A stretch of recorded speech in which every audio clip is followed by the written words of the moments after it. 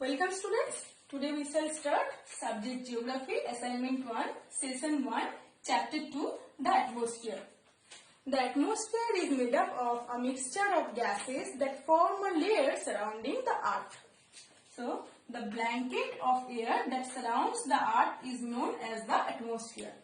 The atmosphere extends more than 1,000 kilometers above the earth's surface. The atmosphere is held in place by the gravitational force of our planet. Now, composition of atmosphere. Look at the board. A diagram showing the composition of the atmosphere. Here. Nitrogen makes up about 78% and oxygen about 21% of the total volume of the atmosphere. The remaining 1% consists of minute quantities of various gases such as carbon dioxide, ozone, argon and others. Carbon dioxide 0.03% and the remaining 0.97% includes other constituents such as argon, ozone and water vapor. So, nitrogen 78%, oxygen 21%, carbon dioxide 0.03% and the remaining 0.97% includes other constituents such as argon, ozone and water vapor. Some dust particles are also present in the atmosphere. Now, layers of the atmosphere. On the basis of composition, temperature and other properties, the atmosphere may be divided into 5 layers. Starting from the bottom, the layers are called troposphere, stratosphere, mesosphere, thermosphere and exosphere. Now, first, troposphere. The lowest and densest layer of the atmosphere is known as the troposphere. About 3/4 of the mass of the atmosphere is contained within this layer. The extent of this layer is about 18 km above the equator, but only about 8 km above the two poles. Here, North Pole, above pole 8 km. Above equator 18 km. So the troposphere acts like a blanket. It prevents days from becoming very hot and nights from becoming very cold. Within the troposphere, the temperature decreases as we move up. Most of the water vapor, clouds and dust particles of the atmosphere are found in this layer. The troposphere gets its name from the Greek word tropos, which means turning. This is because all the weather changes that we experience take place in the troposphere. So, all changes in weather conditions involving clouds, rain, snow, fog and storm occur in the troposphere due to the presence of water vapor. The upper limit of the troposphere is marked by the tropopause, where the general decrease in temperature with altitude stops. Altitude means the height above sea level. Now, the next layer, stratosphere. The stratosphere lies above the troposphere and extend to about 50 km above the earth's surface. 50 km above the earth's surface. Now, this layer of the atmosphere provides ideal flying conditions for aircraft. Here.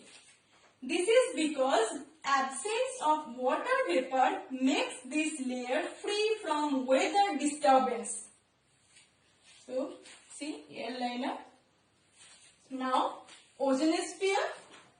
A part of the stratosphere is known as the ozonosphere, as it has the maximum concentration of ozone in the atmosphere. Ozone is vital for our survival as it absorbs the harmful ultraviolet radiation emitted by the sun. So, ozone protects us by absorbing the harmful ultraviolet rays of the sun. The ozonosphere becomes quite warm by absorbing these rays. The upper limit of this layer is marked by the stratopause, where the temperature begins to fall with altitude again. Now next layer, mesosphere. The mesosphere lies above the stratosphere. It extends to about 80 km above the Earth's surface. In this layer, the temperature decreases with altitude and falls as low as -85 degrees centigrade. Meteors entering the atmosphere usually burn up in the mesosphere. Meteor means? A meteor is a space rock that hits the atmosphere of the Earth. It is also known as a shooting star. Now, mesopause. The mesopause marks the boundary between mesosphere and thermosphere, where the atmospheric temperature reaches its lowest point. Now, next layer, that is thermosphere. Above the mesosphere lies the thermosphere, which extends to a height of about 450 km above the Earth's surface. 450 km above the Earth's surface. The temperature rises rapidly with altitude in this layer. Now next, exosphere. The exosphere is the outermost layer of the atmosphere. The upper reaches of this layer merge with outer space. The temperature in the exosphere is very high. So now, ionosphere. There is a layer in the atmosphere in which the molecules of the atmospheric gases are broken into charged particles called ions. This layer is called ionosphere. It reflects or sends back radio waves towards the Earth and thus help in radio transmission. The ionosphere starts at about 50 km and extends to about 1000 km above the Earth's surface. Here. So now, importance of the atmosphere. The atmosphere is essential for life on the Earth. You know that. The atmosphere gives us oxygen that we breathe. You know, for photosynthesis, plants require carbon dioxide and water. So, the carbon dioxide in the atmosphere helps plants to manufacture food in the presence of sunlight. The atmosphere stops the sun's rays from heating up the earth beyond a certain level. Also, the carbon dioxide in the atmosphere does not let too much heat escape from the earth. So, the atmosphere prevents the earth's surface from becoming too hot or too cold. The ozone in the atmosphere protects us from harmful ultraviolet rays of the sun.